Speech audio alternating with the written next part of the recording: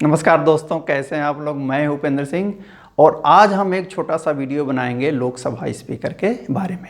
यह वीडियो मैं इसलिए बना रहा हूं क्योंकि जैसा कि आप जानते हैं आज ही लोकसभा के स्पीकर का चुनाव हुआ, जिसमें एनडीए की तरफ से उम्मीदवार थे ओम बिरला साहब और इंडी अलायंस की तरफ से उम्मीदवार थे के सुरेश। लेकिन चुनाव में ओम बिरला साहब लगातार दूसरी बार लोकसभा के स्पीकर बनने में सफल हुए। वैसे आपको मैं याद दिला दूं कि बीच में एक लंबी परंपरा चली लगभग 50 साल की, जब अध्यक्ष का चुनाव नहीं होता था। अमूमन यह परंपरा, यह स्थापित परंपरा यह थी कि जो सत्ता पक्ष है, चाहे वह एक पार्टी हो चाहे गठबंधन हो, सत्ता पक्ष का अध्यक्ष होता था और विपक्ष की तरफ से उपाध्यक्ष होता था। लेकिन शायद वो ज़माना दूसरा था। वह ज़माना राजनीतिक प्रतिद्वंद्विता के साथ साथ राजनीतिक मर्यादाओं का भी था, जिसमें एक दूसरे पर विश्वास था, एक दूसरे के प्रति सम्मान था। लेकिन अब शायद राजनीतिक दलों में, राजनीतिक गठबंधनों में इतनी कटुता है, इतना अविश्वास है कि चुनाव हुआ। लेकिन ये वीडियो हम संवैधानिक दृष्टिकोण से भी जानने और समझने की कोशिश करेंगे।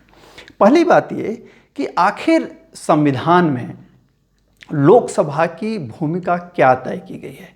तो बहुत संक्षेप में हम कहें तो आप इसको एक उदाहरण से समझ सकते हैं कि जैसे क्लास में मॉनिटर होता है ना, वैसे ही भूमिका लोकसभा में लोकसभा के स्पीकर की होती है। मॉनिटर क्या करता है, जब गुरुजी नहीं होते हैं तो क्लास में चाहे डांट कर, फटका कर, इवन दंडित करके अनुशासन को बनाए रखना उसकी जिम्मेदारी होती है। स्पीकर की भी एग्जैक्टली यही जिम्मेदारी है कि वह स्वयं नियमानुसार चलता है और पूरे सदस्यों को यानी सदन को नियमानुसार चलने के लिए प्रेरित करता है, और जब जरूरत पड़ती है तो बाध्य भी करता है। तो सदन को चलाना, कोई भी चीज़ सदन में जो होगी, कब होगी, कैसे होगी, यह तय करने वाला एकमात्र व्यक्ति जो होता है वह होता है स्पीकर, और इसीलिए यह पोस्ट बहुत ही इम्पॉर्टेंट है। अब यहाँ सवाल उठता है कि आखिर इस लोकसभा के अध्यक्ष या स्पीकर का चुनाव कैसे होता है।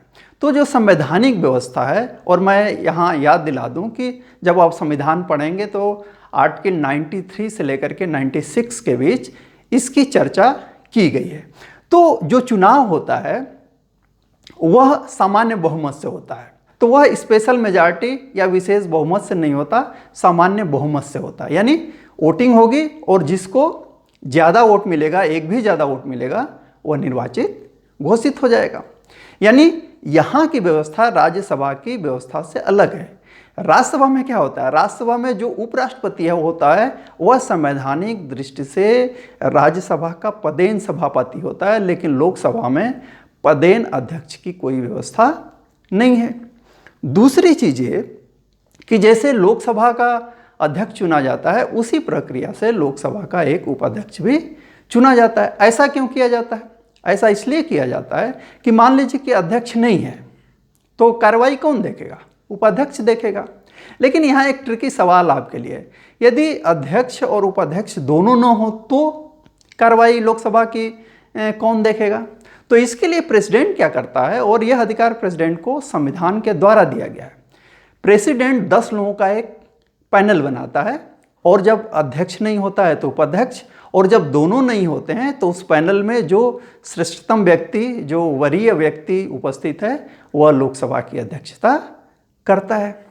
लेकिन यहाँ एक और सवाल आप पूछ सकते हैं कि मान लीजिए कि अध्यक्ष भी नहीं है, उपाध्यक्ष भी नहीं है, और राष्ट्रपति ने जो 10 लोगों का पैनल बनाया है उसमें भी दुर्भाग्य से उस दिन कोई नहीं है, तो लोकसभा का काम कैसे चलेगा? क्या राष्ट्रपति 11वां आदमी चुनेगा? नहीं, यहाँ राष्ट्रपति नहीं आता।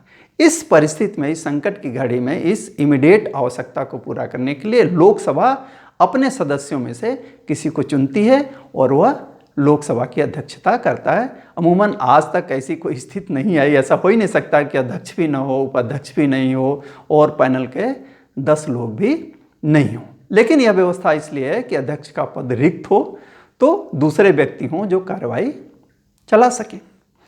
अब अगला महत्वपूर्ण सवाल ये उत्पन्न होता है कि आखिर जो लोकसभा के स्पीकर या अध्यक्ष का पद है वह कैसे रिक्त होता है या कैसे रिक्त हो सकता है।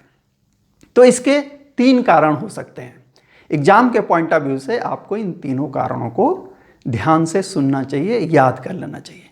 पहला कारण तो ये है कि वह लोकसभा का सदस्य ही न रहे, यानी जो व्यक्ति स्पीकर के रूप में काम कर रहा है उसकी लोकसभा की अध्यक्षता किसी कारण से चली जाए तो वह जब मेंबर नहीं है लोकसभा का तो लोकसभा का अध्यक्ष नहीं रह सकता। लोकसभा का मेंबर न होते हुए आप मंत्री बन सकते हैं, प्रधानमंत्री बन सकते हैं, लेकिन लोकसभा का स्पीकर नहीं बन सकते। तो पहला कारण क्या हो गया, लोकसभा का वह सदस्य न रहे। दूसरा कारण जो हर जगह होता है कि अध्यक्ष त्यागपत्र दे दे। अब यहाँ फिर एक सवाल कि अध्यक्ष जब त्यागपत्र देगा तो किसे देगा, प्रधानमंत्री को देगा, राष्ट्रपति को देगा, उपराष्ट्रपति को देगा।